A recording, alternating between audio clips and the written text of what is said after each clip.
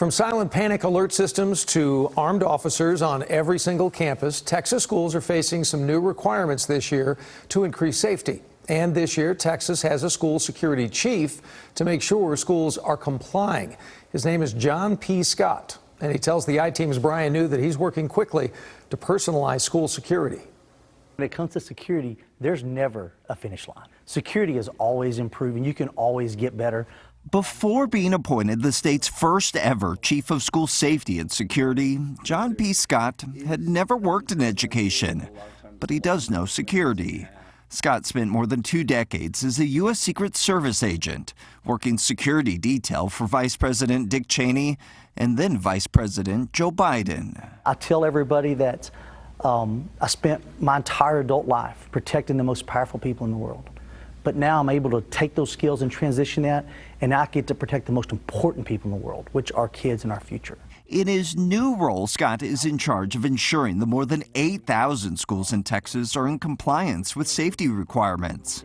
One of those new requirements is to have an armed officer on every campus, a requirement many school districts say will be hard to meet.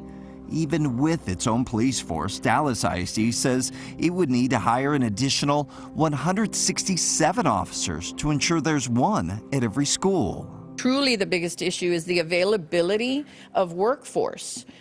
With all of the cities, surrounding areas always looking for police, we ourselves have 2 vacancies currently. So me posting 167 more positions doesn't resolve the issue. HB 3 does require an armed security officer at every campus, but it also provided a good cause exception. Scott says schools can use alternative plans, such as the Marshal or Guardian program. This is an exercise.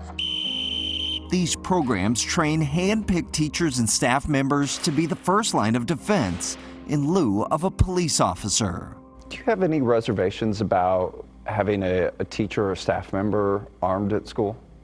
Well, what I can tell you is training is very important, and I think that school districts do a great job when they employ the Marshal program or the Guardian program in training personnel. In the coming months, Scott plans to hire 20 highly trained security experts who will run in-depth risk assessments on school campuses. Those assessments will start later this year with the goal of assessing every campus once every 4 years. Texas schools have come a long way with the facility safety standards, and HB 3, it's just really come a long way, and I think that Texas schools are much safer today than they were yesterday, and I feel like they'll be much safer tomorrow than they are today.